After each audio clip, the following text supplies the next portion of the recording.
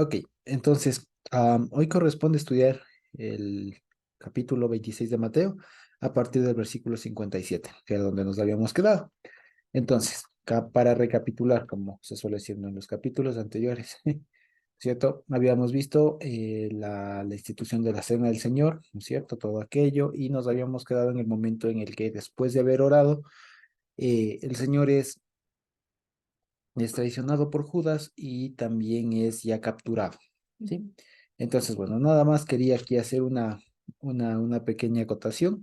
Estuve leyendo algunas cosas, estuve investigando al respecto porque, como les decía la anterior semana, es cierto que este pasaje, que este evento de aquí digamos, del juicio del Señor Jesús, la crucifixión y demás, es una historia, digamos, un pasaje, un evento que no es nuevo para nosotros. Y de hecho, para mucha gente en el mundo no es nuevo. Si le preguntan a cualquier persona qué es ser un Judas, va a saber por qué, ¿cierto? Ujú. Que por qué se suele decir que es ser traicionero y demás, y que se basa en la historia de la Biblia y demás. Entonces, en términos generales, digamos, esta historia no es desconocida, Ujú. pero sí vale la pena que nosotros sepamos algunos detalles que son importantes para, si se quiere, aprovechar mejor la historia, ¿sí? Entonces, punto número uno, vale la pena recordar el estatus de Israel o del pueblo judío, si se quiere, que había en la época. Entonces, el pueblo judío, los judíos que vivían en la época, tenían una cierta libertad, sobre todo religiosa, pero digamos, bajo la venia de Roma, ¿sí? El imperio romano era el que dominaba y entre sus acuerdos, pues estaba este de darle cierta libertad religiosa. Por eso es que todavía estaba el templo, se hacían sacrificios, etcétera y demás. Y estaba en pie el templo, básicamente, el sacerdocio levítico, con un sumo sacerdocio que va a ser muy cuestionable y demás, no de la línea de Aarón, pero al fin había al menos la figura, digamos, ¿no es cierto? No había rey, eso es claro. Quien gobernaba en la región de Judea era el prefecto romano, ¿sí? El de turno, digamos, y diferente también al gobernador, como se suele decir ahí, que en este caso va a ser el famoso Herodes. Ujú. Entonces era Herodes el gobernador y prefecto, que era como una categoría, un rango más alto, era el famoso prefecto, que en este caso viene siendo Pilato. ¿Ya? Entonces, bien. ¿Eso por qué traigo a colación? Porque lo que vamos a ver a continuación es importante porque a Jesús se le hacen dos juicios y hay muchos comentarios, muchos comentarios al respecto. Ahora bien, la semana pasada habíamos quedado precisamente en este escenario, en este evento, en el que Judas llega con todo un montón de gente, ¿no es cierto? Con antorchas y demás, y para capturarle al Señor Jesús y el tema del beso y demás, ¿no es cierto? Pues bueno, resulta que aquí me enteré, digamos, estuve investigando y me enteré y corroboré que para la época, y aquí va a ser importante la figura del Sanedrín. El Sanedrín, ustedes se acuerdan que es una figura que viene desde Moisés, y todo más o más dicho, que viene inspirada en Moisés y su conjunto de sabios, digamos, que tenían ahí para resolver los asuntos difíciles. El Sanedrín, que básicamente estaba conformado por 70 personas, pero había versiones de 23 personas, etcétera. ¿Sí? ¿Ya? Entonces, ¿por qué digo todo esto? Porque este Sanedrín estaba, digamos, presidido por el sumo sacerdote, que el sumo sacerdote estaba puesto por convenio de Roma, ¿ya? Estaba nombrado con autorización, más dicho, era puesto por Roma, el sumo sacerdote, escogido de entre los fariseos, perdón, de entre los saduceos, y este Sanedrín, que mayoritariamente estaba conformado por saduceos, pero también por unos pocos fariseos, tenía también una fuerza, como si se quisiera decir, militar, tenían una guardia, ¿ya? Una guardia que hacían como de milicia religiosa propia, si sé que si no es que salían a la guerra ni nada, sino que eran como encargados de hacer de policía judicial, por así decirlo. Mm. Porque el Sanedrín se cargaba de asuntos políticos, de asuntos religiosos, de interpretación, de doctrina, etcétera. Era como una asamblea, alguna cosa así, ¿ya? Pero que tenía algunas más funciones, ¿ya? Ok, asamblea en nuestros términos, ¿no? En nuestros tiempos, lo que ahorita no hay, Ok. ¿sí? Entonces, Por eso es que viene Judas, viene con un montón de gente, que no es solo como a veces se suele pensar, que viene como que la gente, el pueblo, el populacho, ¿no? No, sino que vienen más bien con esta guardia de los provista precisamente por el Sanedrín, que es quien está patrocinando el Judas, ¿no? Le está pagando y todo lo demás, entonces viene con esta guardia. El libro de Juan, vale la pena decirlo, va a añadir que también estaban algunos soldados romanos. Y más allá de la, digamos, de lo cuestionable que puede ser esto, de lo contradictorio, si es que se puede decir también, en todo caso no estaría mal, porque lo que vamos a ver que es que aquí los judíos, los sumos sacerdotes y en general, el sumo sacerdote y en general el Sanedrín, lo que hacen es ah, juzgarle de manera previa a Jesús, encontrarle culpable de alguna manera, se lo logran encontrar culpable y vamos a ver que con testigos falsos y demás, pero la intención de ellos era no matarles de ellos, o sea, no matar que, no, la intención de ellos no era matarle por sus propias manos, sino que otro les mate, para que en todo caso no se levante el pueblo contra ellos también, o sea, eran muy estratégicos, pero querían también dejar su conciencia, digamos, sentar un precedente de que ante ellos eso, digamos, la presencia de Jesús fue reprochada, fue rechazada. ¿Sí? Entonces, en pocas palabras, lo que vamos a ver adelante es que a Jesús se le hacen dos juicios, uno frente al pueblo judío y otra frente y bajo la legislación romana. ¿Sí?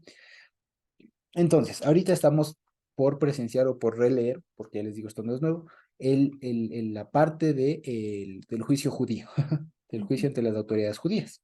Sí, y vamos a ver algunas cosas. Entonces, primero, digamos, no dista en términos muy generales de algo de cómo se juzga ahora a una gente, a una persona. Ustedes saben que, por ejemplo, hay este acto como de flagrancia, ustedes han escuchado, ¿no? Que cuando se le encuentra a alguien cometiendo ahí un delito, se le detiene ese rato y ahí mismo se le puede juzgar, ¿no es cierto? A diferencia de cuando es una indagación así un poco más larga, que primero se presentan cargos, después se va al juicio y como que es mucho más demorado. Bueno, aquí lo que está pasando es básicamente algo así.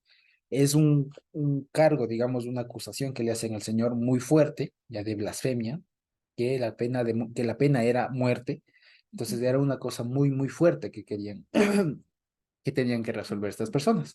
Y como el asunto era fuerte, entonces por eso es que hacen toda esta revuelta de llevar gente, de llevar la guardia de los sacerdotes, todo lo demás. Entonces, fíjense ustedes, ahora sí comenzamos a leer el 57, ¿sí? Entonces dice, los que prendieron a Jesús le llevaron al sumo sacerdote Caifás, a donde estaban reunidos los escribas y los ancianos. Básicamente estos escribas y los ancianos es de lo que estaban compuesto el Sanedrín de la época, ¿no? Dice, pero Pedro le seguía de lejos hasta el patio del sumo sacerdote y entrando se sentó con los alguaciles para ver el fin, o sea, para ver en qué acababa la cosa. Y los principales sacerdotes y los ancianos y todo él, ahí dice concilio, ¿no es cierto? No, ahí es del Sanedrín, en griego incluso sale Sanedrios, ¿no? El Sanedrín, que es como se conoce, como les digo, esta figura legislativa judicial que tenían los judíos en la época, ¿sí? El Sanedrín, el famoso Sanedrín. Dice, y ellos del Sanedrín básicamente buscaban falso testimonio contra Jesús para entregarle a muerte. ¿Sí?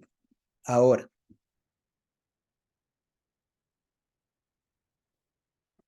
si ustedes quisieran profundizar un poco más, ahí les recomendaría que puedan revisar de pronto el estudio de nuestro hermano Eric del Salmo 27, ya que ahí en el versículo 12 hay una referencia muy, muy fuerte a esto de que es entregado y de que básicamente es acusado en función de testigos falsos. ¿Sí? Básicamente eso, Salmo 27, 12, si es que alguien quisiera revisarlo un poco más. Por lo pronto, nada más quedemos con la referencia. ¿Sí? Y dice, y no hallaron uno. Aunque muchos testigos falsos se presentaban, aunque muchos testigos se presentaban, no encontraron ninguno, dice. Pero al fin vinieron dos testigos falsos que dijeron, este dijo, este dijo, puedo derribar el templo de Dios y en 3 días reconstruirlo.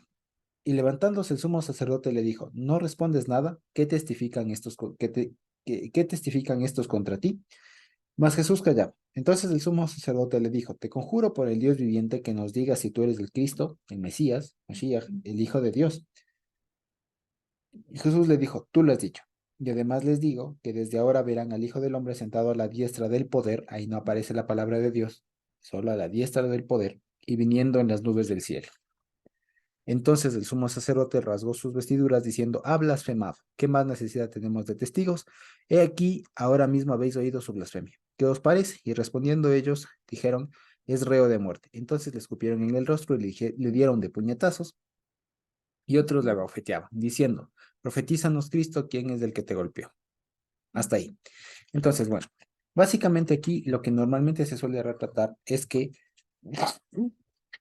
perdón, es que este escenario se dio de noche, como que si enseguida que le capturaron al señor fueron de noche, alumbrados por las antorchas y llegaron a un patio y le tenían ahí, entonces ahí como que en hurtadillas, ¿cierto? En secreto le juzgaron, dijeron, a ver, ya confiesa, ¿no? Sí, sí, entonces, como que, quiero decir, como que la idea, el ideario normal de todos nosotros es que esto pasó así, en secreto. Y de hecho, en muchas representaciones históricas, digamos, películas, series, etcétera, se le retrata así. Pero quisiera decirlo que no necesariamente. ¿Por qué? Porque resulta que cuando terminan el juicio, si continuamos la historia que ya vamos a retomar, que continúa a partir del capítulo 27 cuando le llevan a Poncio Pilato, ¿cierto? Resulta que cuando, llegan que cuando le llevan a Poncio Pilato, ahí estaba amaneciendo. Entonces, aquí hay que hacer como una línea de tiempo. Entonces, más o menos, lo que se suele decir, y como según se suele hacer tiempo, a la medianoche es cuando Jesús va al Monte de los Olivos a orar, ¿ya? A eso de la medianoche. Como dice que no podían orar una hora y tal, y eso va a ser dos o tres veces, ¿no es cierto? Entonces se supone, se hace cálculos así más o menos, no tan precisos porque es muy complicado hacerlo, pero según lo que se hace cálculos, estaría siendo detenido, ¿no es cierto? El Señor, a eso de las dos y piquito de la mañana, ¿ya? Es decir, al menos 4 horas antes de que amanezca. Porque, vale la pena decirlo, los sumos sacerdotes y todo lo demás comenzaban ya funciones antes de las 6, digámoslo así, ¿ya? Que era la hora más o menos cuando se cantaba el gallo. Que el canto del gallo no es otra cosa que el anuncio del inicio de las labores en el templo. Sí, eso es el canto del gallo, que en otras palabras significa el amanecer. Básicamente, eso es muy, muy temprano, ¿sí? Entonces, eso, antes de que salga el sol, ya se comenzaban a hacer las actividades en el templo para comenzar con la primera luz, si se quiere. ¿Sí? Ese es el canto del gallo. Ahora bien, entonces, ¿por qué les cuento todo esto? Porque hay una opinión que es como bastante conocida y que habla de, por ejemplo, de que el juicio del Señor Jesús fue un juicio injusto, especialmente esta parte de los judíos. Porque si se lee así nomás, y ya les digo, ahorita solamente leyendo lo que cuenta Mateo, sin considerar lo que cuenta Marcos, Lucas y Juan, ya que en otro momento, ya cuando leamos Marcos o Lucas, podemos llegar a compararle. Pero ahorita, como es nuestra primera vez, vale la pena decirlo, ¿no? Entonces, como se lee esta parte, y les decía, se parece que el escenario es como de secretismo, de que le capturan, enseguida le tienen ahí, como que le obligan a confesar, confiesan, y entonces enseguida, como que es muy inmediato el asunto.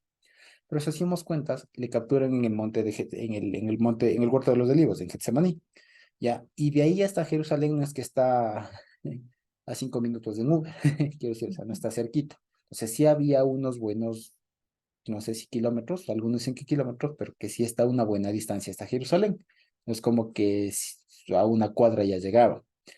Entonces, en todo ese trayecto, algunos calculan que más o menos estaría llegando a la casa del sumo sacerdote Caifás, ¿ya? Estaría llegando a eso de las 3:30 de la mañana, por lo que quedaría 2 horas y media para que amanezca. Ahora, todo el tema aquí es cierto que hay mucha premura, pero lo que pasa es que estaban reunidos y aquí sí vayan ustedes a saber cuánto se demoraron en encontrar los testigos, en buscarles a esas horas de la madrugada, todo lo demás, por eso es que no se encontraba, dice. Entonces vayan ustedes a saber cuánto se demoraron en todas esas diligencias. Lo que quiero decir es que más o menos lo que termina haciendo es que el juicio como tal, o sea, la sentencia y tal, se terminaría emitiendo así en la mañana, o sea, ya cuando amaneció, no tanto de en la madrugada, ¿cómo se dice? ¿No? ¿Cómo es? Entre gallos de medias noches. No, sino que se hace como que se toma su tiempo con todo lo que se relata aquí y eventualmente no es eso una razón de que digamos, el juicio del Señor Jesús haya estado mal, ¿ya? O sea, más bien dicho, la percepción que debemos tener esto es que fue una cuestión un poco más más demorada, no tan inmediata. No es como que le capturaron, enseguida le llevaron y enseguida ya le hicieron confesar y entonces ya le tienen listito para ni bien amanezca llevarle a Pilato. No, no era así, sino que sí se tomaron su tiempo y había como que un espacio más largo entre todos estos eventos, de que consulten ya les digo, los testigos, de que todo lo demás, de que les interroguen, ¿ya? Ahora bien, como era un delito de blasfemia y era un delito castigado con muerte, un delito muy, muy fuerte, se necesitaba precisamente, se había una cuestión, un problema, digamos, de cómo determinó que esta persona efectivamente hizo una blasfemia. Así que pregunta de cajón, si ustedes le están acusando de blasfemia o de cualquier delito, lo que cualquiera de nosotros diría es, pruébenlo. Bueno, ¿cuáles son sus pruebas? ¿Ya? Porque no vale con decir, no es suficiente con decir, te acuso de, ¿no? No, no es suficiente, aún en esta legislación, no era suficiente, sino que había que tener prueba, y tanto más porque la ley dice que cualquier asunto en boca de dos o tres testigos quedará en firme. Entonces, por eso es que ellos buscan testigos, ya, testigos falsos. Y aquí, fíjense ustedes, porque aquí pregunta, ¿Jesús dijo o no dijo eso? Me explico. ¿Dijo o no dijo eso de que el templo será destruido y que en 3 días tal? De hecho, el mismo libro de Mateo lo recuerda. No exactamente así, pero la idea general sí está, ¿no es cierto? Ya, y entonces vale también la pena decir, aquí seguramente está diciendo no literalmente lo que el Señor Jesús dijo, sino lo que ellos entendieron, lo que ellos escucharon. Entonces, Jesús lo dijo y por eso es que nos hace ahí, cuando leímos la parte, eso, ¿se acuerdan? Del no quedar a piedra sobre piedra y todo lo demás. Ya, lo que nosotros leímos antes es la percepción de Mateo, y por eso abren un paréntesis diciendo, pero esto decía respecto de sí mismo, porque el tercer día iba a resucitar. Ya, esa es la explicación que nos hacen a nosotros, pero en la época, al parecer, se entendió como lo está diciendo acá. Él dijo que él iba a destruir el templo, porque dice, destruir este templo, y yo en 3 días lo reconstruyo. Ya, así que en términos legales, así, digamos así, lo dijo. Y hubo gente, y no es que lo dijo así en secreto a sus discípulos, lo dijo frente a la gente. Así que es posible que personas hayan escuchado eso y hoy aquí tal vez, digamos, de buena fe incluso, por así decirlo, hayan repetido, sí, yo lo escuché. ¿Qué dijo? Dijo esto, ¿ya? Ahora, ¿por qué son testigos falsos? Y aquí está la cuestión. Porque ahí, de hecho, en griego es bien simpático porque aparece la palabra pseudo mártiros, si no estoy mal. Ya, mártir, que nos puede sonar ahora un mártir, ¿no? En realidad es testigo, la palabra testigo, ¿ya? Y pseudo ya no suena. Entonces es un pseudo testigo, o sea, pues es un testigo falso. Pero esto hay que entenderle con mente hebrea, ¿ya? Porque si yo digo testigo falso, cualquiera diría, sí, es un testigo que ante un hecho, él va a decir cualquier otra cosa menos lo que realmente pasó. Pero ya estamos viendo que aquí están diciendo algo que sí pasó. Así que no cuadra con el concepto que nosotros tendríamos de testigo falso. O sea, para nosotros, testigo falso, que me venga a acusar o que diga algo, que diga que yo hice algo que en realidad no hice. ¿Cierto? O sea, le pegó cuando no le pegué, ya, me explico. Ya, cuando hable una mentira. Pero aquí cuando está diciendo de pseudo mártiros, ya, o de un pseudo testigo, por decirlo así, hay que concatenarle, unirle con la idea de hebreo. ¿Se acuerdan ustedes que en hebreo, en el pensamiento hebreo se dice et sheker? ¿Se acuerdan ustedes? Testigo de mentira, sheker. Y sheker es lo contrario de la Torah. Lo que está pasando acá no es tanto que están diciendo un hecho falso, sino lo que está pasando es que están interpretando mal el hecho. Y en eso está la mentira. ¿Sí me explico? O sea, no es un problema de hechos, de si dijo o no dijo. Está un problema, y es lo que más adelante también cuando le dicen, pero defiéndete, di algo, dinos ya si eres el Cristo o no, que esa era la blasfemia. Entonces él le dice, sí, tú lo has dicho, y además les digo todo lo más. Entonces él dice, el sumo sacerdote dice, blasfemia. ¿Para qué más testigos? Confesó, ¿ya? Que procesalmente, y hasta ahora, que incluso hay una frase entre los abogados que dice, a confesión de parte, relevo de pruebas. O sea, cuando ya confiesa, ya para qué más voy a probar, ¿no es cierto? En todo caso, lo que está pasando acá, les decía, es que en qué está situada esto de la mentira, ¿ya? Y por eso lo concatené con la conclusión que da el sumo sacerdote de la época, en que la mentira no está en lo que se dice, sino en lo que se entiende, en cómo se interpreta eso. Porque una cosa es que los testigos vengan y digan, sí, yo le escuché que dijo esto. Y otra cosa es que diga clarito, está blasfemando. Porque nosotros sabemos que, como les digo, esto sí lo dijo, adelante Jesús dice una verdad, o de pronto esto es mentira, ¿no? Que Él es el Cristo y todo lo demás. ¿Eso es verdad o mentira? Pues es verdad, eso es cierto, eso es indiscutible para nosotros, pero a los oídos del sumo sacerdote de la época se convirtió eso en blasfemia. Y de hecho, por ponernos así como para ampliar el rango de análisis nomás, si nosotros hoy escucháramos a cualquier persona decir esto, ¿qué haríamos? Ya no del Señor, de cualquier otra persona que diga, sí, yo soy el Cristo y de aquí me verán viniendo en la diestra del poder. Explico. Seguramente nos escandalizaríamos también, nos asustaríamos, diríamos, ¿qué le pasa a esta persona? ¿Ya? Bueno, ahí se le entiende por qué esta persona, el sumo sacerdote reaccionó como reaccionó. Y esto se entiende, porque les digo, porque ya sabemos que al Señor Jesús se le recibe, se le comprende, se le entiende como Mesías, como Cristo, solamente por revelación. Lo que significa que no está muy lejos de lo que hablábamos del sábado, que viene por revelación directamente de nuestra madre, de la Jerusalén celestial. Este no era hijo, el sumo sacerdote no era hijo de la Jerusalén celestial, sino de la terrenal. Por lo tanto, cualquier cosa que iba a decir el Señor Jesús, por más inspirado que sea y por más apegado a la palabra, dado que su madre, o sea, su interpretación, su raigambre religiosa y jurídica, si se quiere, era la de esta tierra, no iba a entender y lo iba a malinterpretar. Entonces, por eso es que son testigos falsos, no necesariamente porque fueron deliberadamente a mentir, ¿ya? Sino porque se interpretó con malicia, quiero decir, ¿ya? Y tanto más que, o sea, se ve que estaban los ánimos ya caldeados, o seguramente, no sé, por la madrugada, por el mal sueño, lo que sea, estarían cansados, hostigados, qué sé yo, que el sumo sacerdote hace algo que no tenía que hacer, prohibido por Levítico 21:10. Que se acuerdan ustedes, o sea, no muy poco lo leímos en la parasha, que era precisamente la prohibición que tienen los sumos sacerdotes de rasgar sus vestidos. ¿Ya? Y de hecho, muchas referencias de aquí, seguramente ustedes les votará a eventos de gente que rasga sus vestidos. Josué y Caleb, cuando escuchan la mentira precisamente de los 10 espías, ¿ya? Algunas otras de Jeremías, algunas otras de Esdras, en Crónicas, etcétera. Hay algunos momentos en donde las personas ante una indignación fatal se rasgan las vestiduras. ¿Ya? Pero aquí el problema es que como era el sumo sacerdote no podía hacer eso. Recuerden que tenía en principio las vestiduras del Kodesh, ¿no? Las vestiduras de la santidad, representación de la santidad de Dios mismo, por lo tanto no podía darse el lujo de romper eso. Sin embargo, esta persona aquí lo hace, ¿ya? Eso es algo que se puede reprochar aquí. Entonces, aquí básicamente lo que está pasando es un juicio muy sui generis, ¿ya? Muy sui generis y que vale la pena decirlo. Muchos incluso se animaron a analizar este procedimiento judicial, porque es un juicio, ¿ya? Este procedimiento judicial bajo las normas de la Mishnah, o sea, del Talmud. Pequeño problema, que eso es anacrónico. ¿Por qué? Porque la Mishnah, el Talmud, la primera parte del Talmud, fueron escritos al menos 200 años después de Cristo.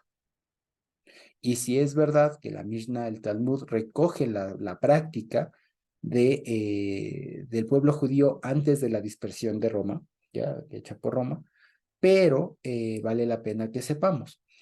No todo lo que se recogió en la Mishnah necesariamente fue así. De hecho, la Mishnah fue un intento para suavizar también las costumbres y las tradiciones muy rígidas que habían en la época.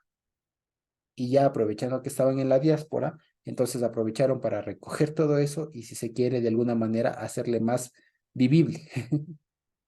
¿Ya? Entonces, por esa razón de 200 años de distancia, no es posible, ¿ya? No es posible decir o hacer así sin más, así alegremente, un análisis del juicio o del procedimiento que consta en el Talmud, en la Mishnah, al juicio del Señor Jesús.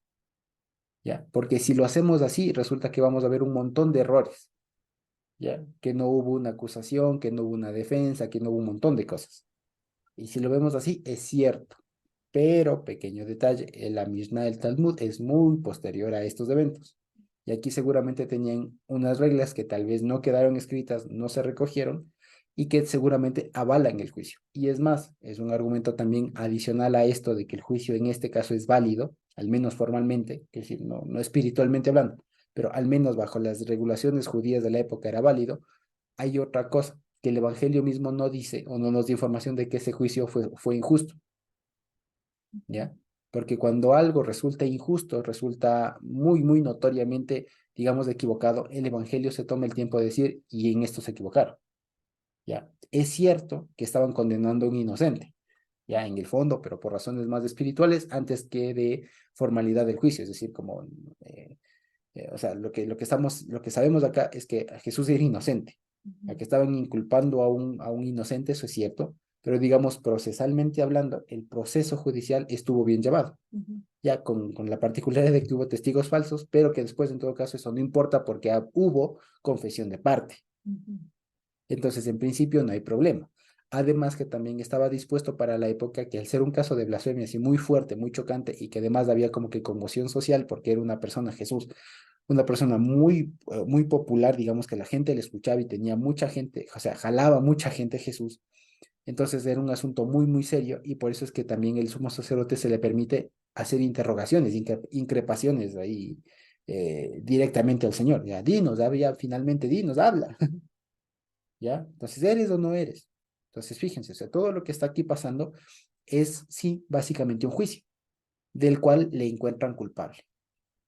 Pero ya les digo, formalmente y bajo la legislación de la época, y en cuanto a la forma, no les digo ya el fondo, pero en cuanto a la forma, sería un juicio correcto. O sea, no se jalaron, le dieron chance de que se defienda, habla, defiéndete.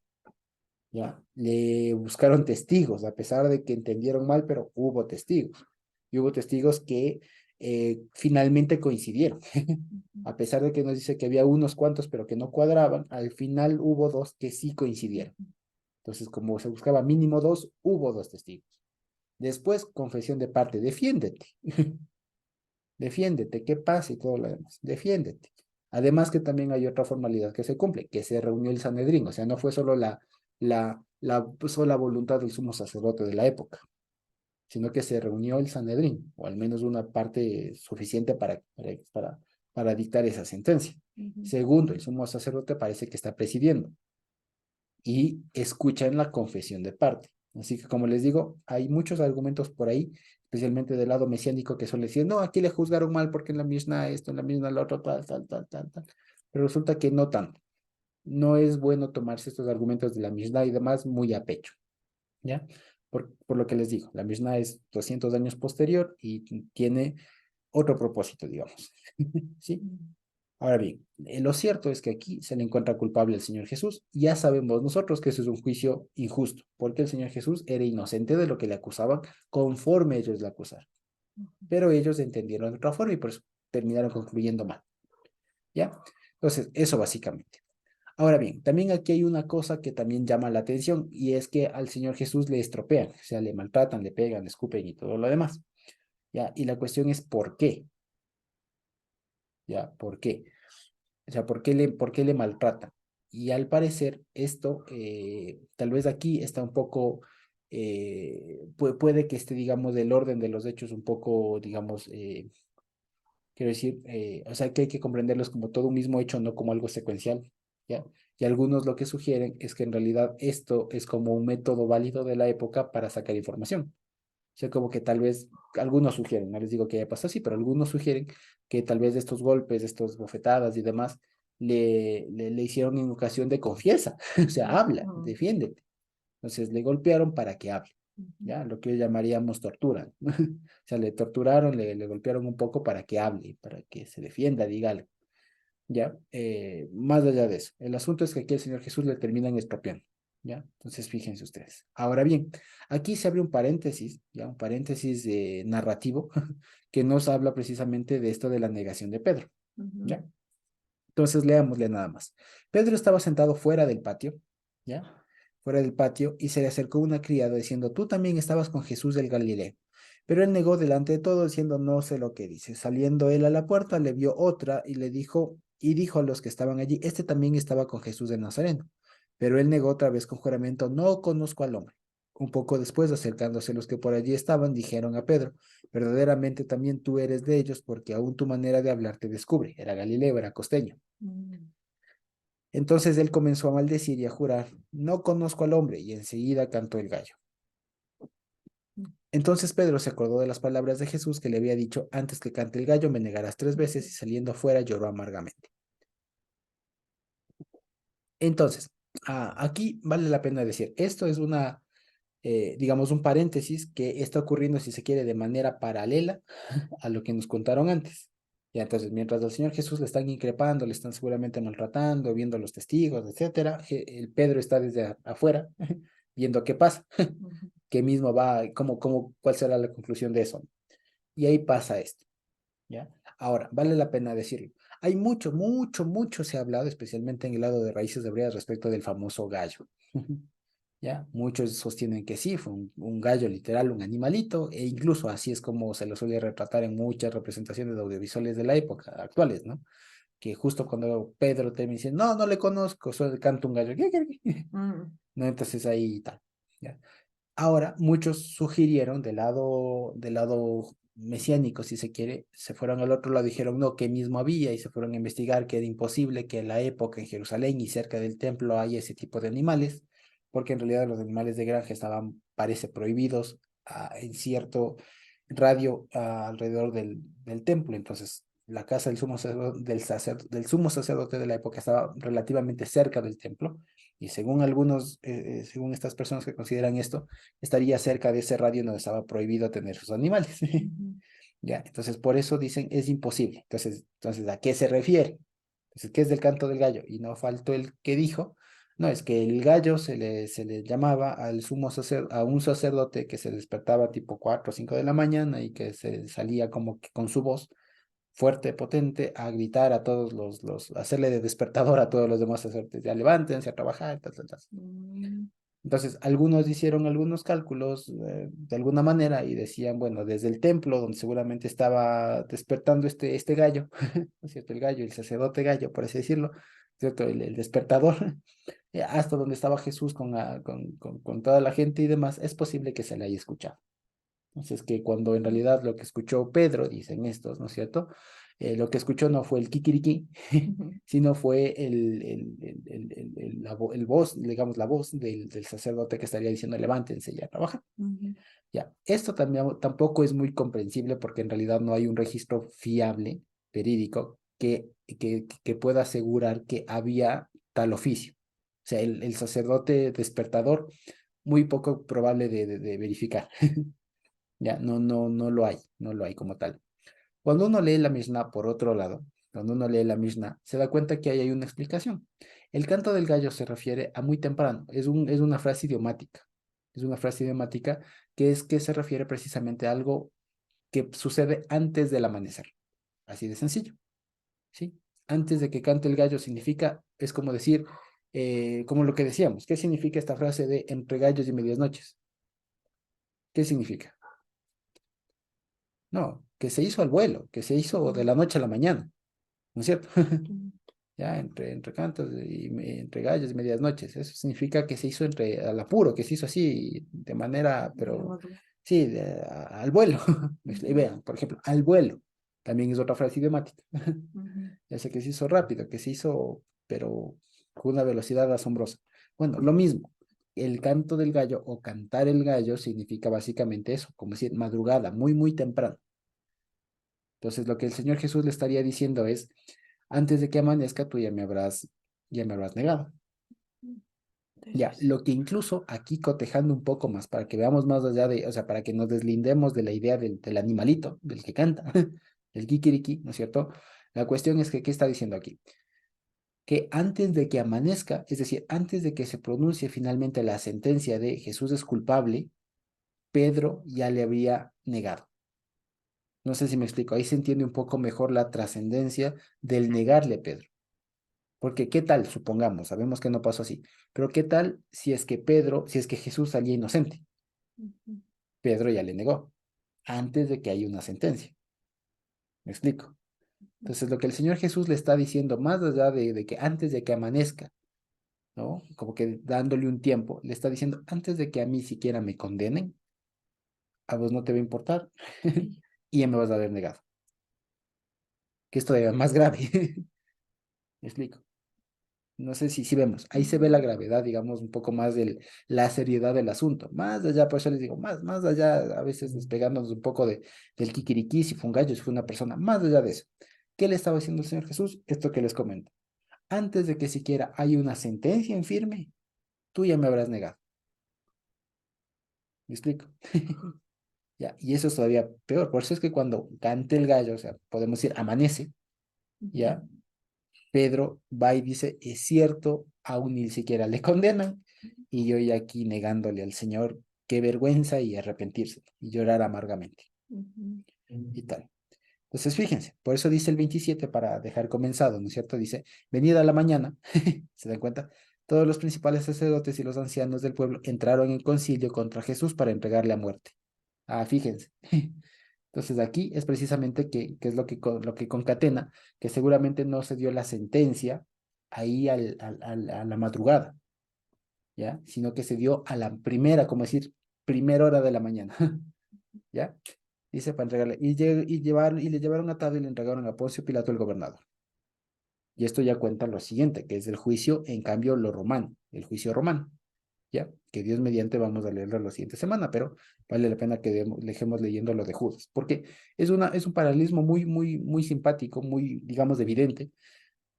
Por otro lado, que se habla precisamente de Judas, que hace también algo muy feo, ¿ya? Negarle al Señor, ya que precisamente que él, habiendo escuchado esto de que el que me confesara delante de los hombres, yo le confesaré delante de mi Padre, y el que me negare entre los hombres, yo le negaré, ya, este va y le niega.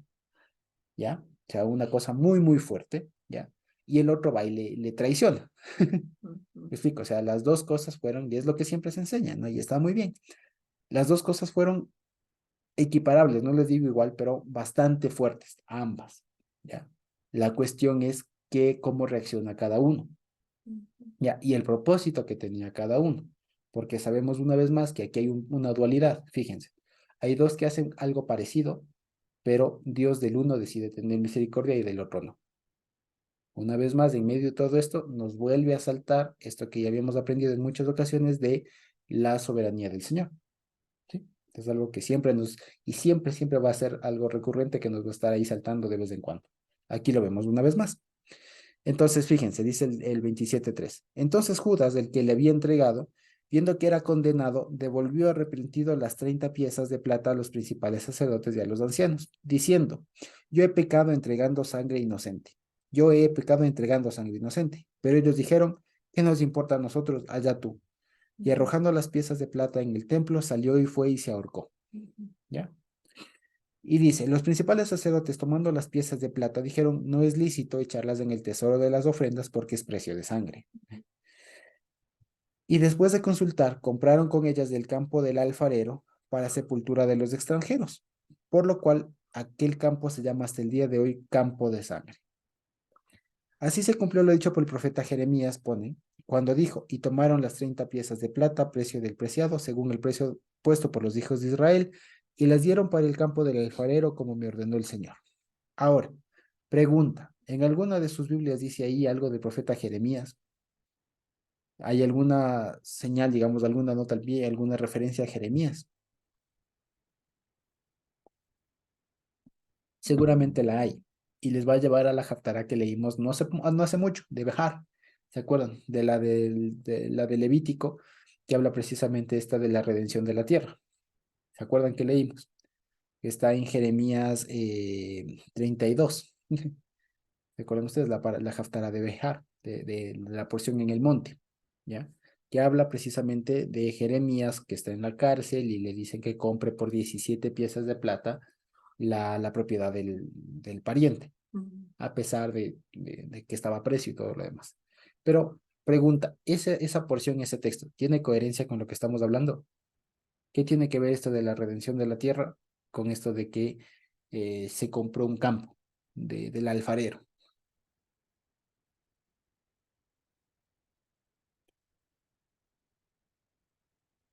No tiene relación, no hay que buscarle la quinta pata al gato. No tiene relación. Y de hecho es que ahí seguramente pasa un error. ¿Ya? Y seguramente la referencia no es al profeta Jeremías, sino al profeta Zacarías. De hecho, el Nuevo Testamento aquí que tengo yo, si en verdad en el texto principal dice Jeremías, hay otra versión, no recuerdo cuál, pero sí pone Zacarías en lugar de Jeremías. Y si en cambio vamos a ver Zacarías 11, 12 y 13, vamos a darnos cuenta que ahí sí cuadra, ¿ya?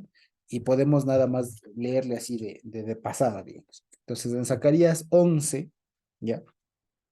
Eh, recapitulando un poquito. Entonces, este versículo de Mateo 27:9, que dice, para que se cumpliera lo que dice el profeta Jeremías, no es Jeremías, es Zacarías, ¿ya? Es un error ahí. Entonces, ¿a qué está referenciando? Está referenciando a Zacarías 11, ¿ya? Si ustedes ven todo el capítulo 11, básicamente está hablando de un personaje que se convierte en pastor o que le dan el encargo de pastor de unas ovejas débiles, ya que son los pobres del pueblo, y que él para apacentar a esas ovejas que están dispuestas para el matadero, o sea, que ya no tienen solución, decide tener dos varas, dos callados. La primera le llama gracia y la otra le llama unión o atadura, les ponen acá. Y de la primera se da cuenta que el pueblo, las ovejas que están a su cargo, pues no tenían ya componte. Entonces, lo que decide este pastor es decir, ya, si es que la que vive, que viva, la que muere, y la que toca vender, ya, o sea, ya que hagan lo que hagan, que se coman entre ellas por último, ¿ya? Y él quiebra, dice, lo que antecede a lo que vamos a leer, él quiebra el callado que se llama gracia para enseñarles que en realidad el pacto del Señor ya no estaba con ellos, ¿ya? Y ahí lo que les dice es esto que vamos a leer. Podemos leer desde el 11, ¿ya? Zacarías 11:11. ¿Ya? Y fue deshecho en ese día, y así conocieron los pobres del rebaño que miraban a mí y que era palabra del Señor, ¿ya? Y les dije, el 12, si les parece bien, denme mi salario, y si no, dejen. Y pesaron por mi salario, ¿cuánto? 30 piezas de plata. Aquí sí ya coincide. Entonces no es Jeremías, es Zacarías, ¿ya?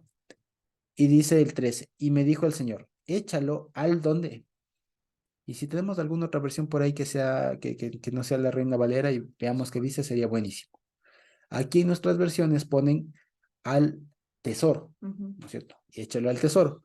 Dice, hermoso precio con que me han apreciado, o sea, con que me han valorado, ¿ya? Y tomé las 30 piezas de plata y las eché en la casa del Señor al tesoro, ¿ya? Así ponen ahí. Pero no sé si tienen alguna otra versión por ahí. Sería bueno que lo podamos revisar.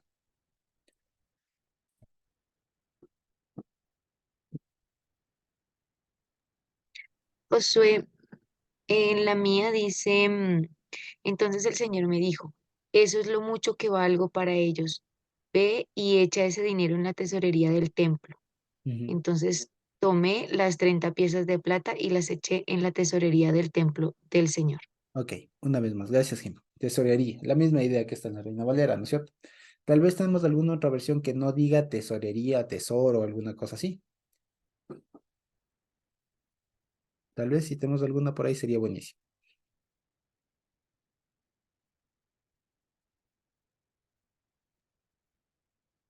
En esta versión, Josué, Ajá, Zacarías 11:13 dice, pero Yahvé me ordenó, echa en los cofres del templo ese precio tan alto en que ellos me han valorado. Tomé las monedas y las deposité en la alcancía del templo de Yahvé. ok, alcancía ponen ahí, la misma idea de tesoro, ¿no es cierto? Tal vez algún otro. Otro que dice fundidor. Fundidor, ahí está, exacto. Fundidor alfarero. De hecho, acá también hay otra versión que encontró Jessy que dice alfarero, ¿ya? Y de hecho, así dice. La versión que dice tesoro es la versión siríaca. Así que es otra versión. La original dice alfarero. Y en realidad, si ustedes leen así, si se lee ahí en hebreo así, échalo al alfarero o échalo al alfarero, suena rarísimo. Y no se entiende. Por eso es que se preguntaron qué es esto del alfarero. Entonces, ponle alcancía, ponle tesoro, porque es que no se entiende. Pero cuando llegamos acá a Mateo y nos estamos viendo que ese precio es el que pagan por la labor del pastor, que sabe que Zacarías. esas ovejas ya están perdidas y no tienen componte, ¿ya? Y aquí van y compran con esas 30 piezas de plata, van y compran ¿qué dice? ¿Dónde está? En el 8 dice, por lo cual, el 7, y compraron después de consultar con ellas del campo del alfarero. Jeje, Zacarías 11:13. ¿ya? Entonces, fíjense ustedes, dice ahí, ¿no? Y compraron el campo del alfarero, ¿ya? Entonces, fíjense, esto es una cosa que les digo, de pronto a nosotros de acá, entre que la referencia a Jeremías no es adecuada y entre que en Zacarías ponen tesoro y no alfarero, entonces se choca un poco. En todo caso, este es otro típico ejemplo de que más allá, como les digo, más allá de lo que nos está diciendo que efectivamente, digamos así, van y compran un terreno que era de propiedad de un alfarero y lo hacen tumba, ya, y lo hacen para sepulcro y demás, ¿no es cierto? Lo hacen cementerio básicamente.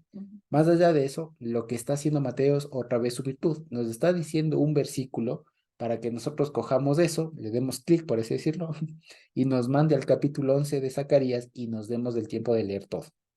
¿Y cuál es el contexto? ¿Cuál es el mensaje de ese capítulo? El pueblo del Señor, o digamos, este grupo de ovejas que como ponen ahí, que estaban para el matadero, ¿ya? Aquí Ya no dice así, tenían Josué. compunte. Sí, ¿cómo dice? Y díjole el Señor, entrega al alfarero ese lindo precio en que me apreciaron. Tomé pues los 30 ciclos de plata y los eché en la casa del Señor para que se diese al alfarero. Exactamente, ahí está. Muchas gracias. Entonces, fíjense, para que vean que no nos estamos inventando, porque si no, no tiene mucho concordancia. O sea, lo de las 30 piezas de plata, cuadra, ahí no hay pierde. Pero lo del alfarero quedaría así como que, bueno, compraron un alfarero y ya está. Pero cuando vamos a Zacarías, nos damos cuenta que no es que le esté diciendo bótale al tesoro. Por eso es que aquí dice, no puedo volver a tomar el tesoro. ¿Se dan cuenta? Más bien compremos un campo. Y eso está concatenado con lo que dice Zacarías, que con esa plata, con el precio del pastor, ¿ya? Pagaron, le manda a comprar un campo del alfarero y ponlo al alfarero.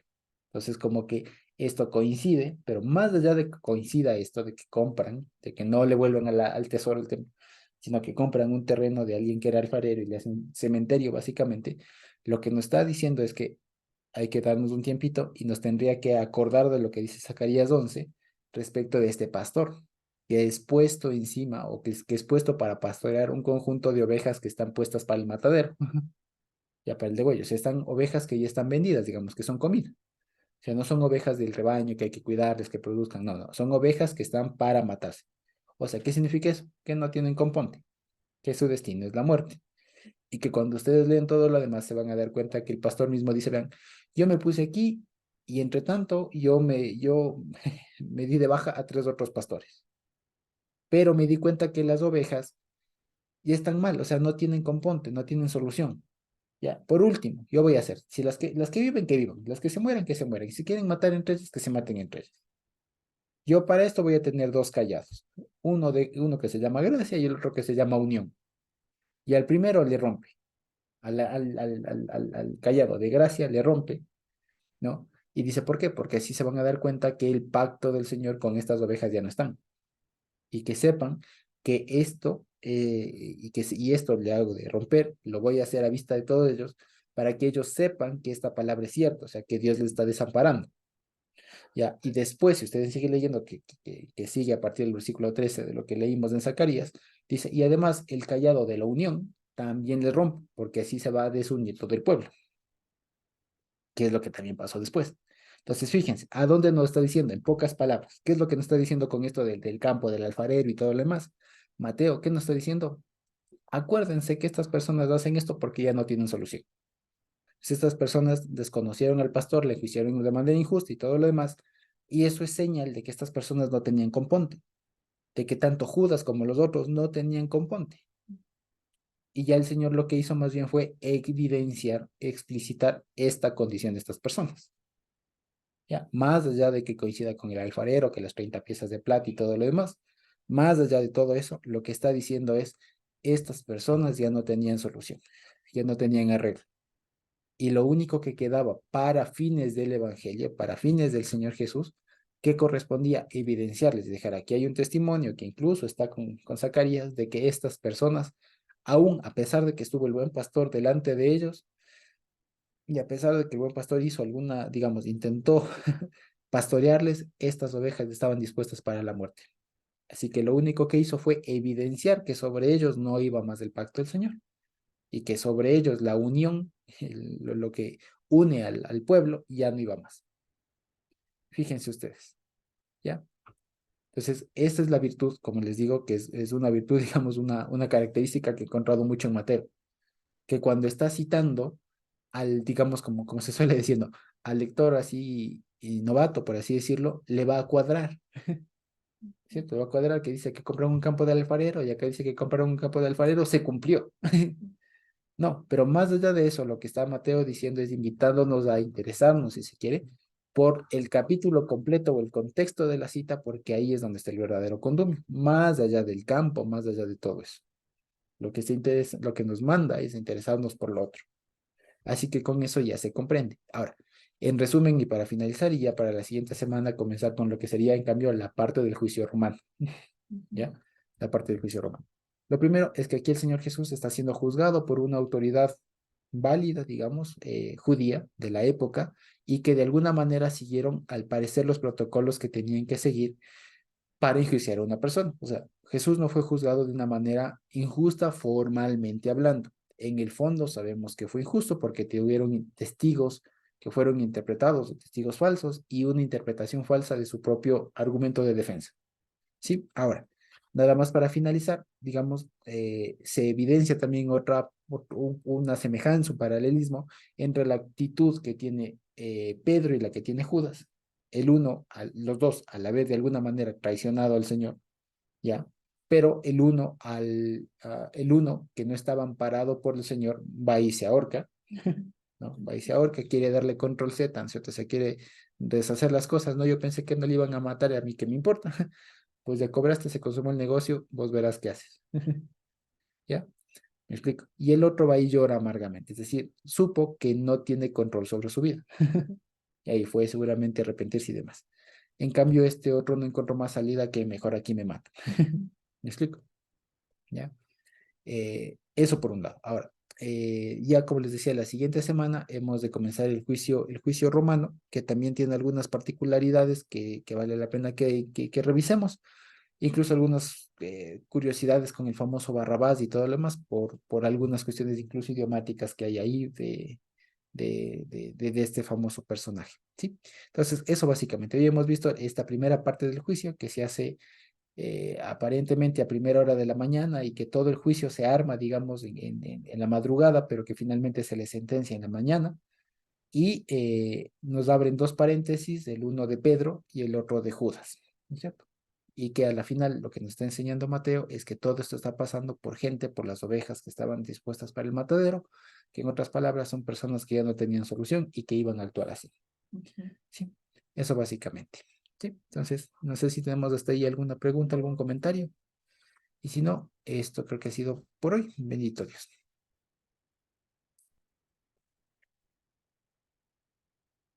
Aquí.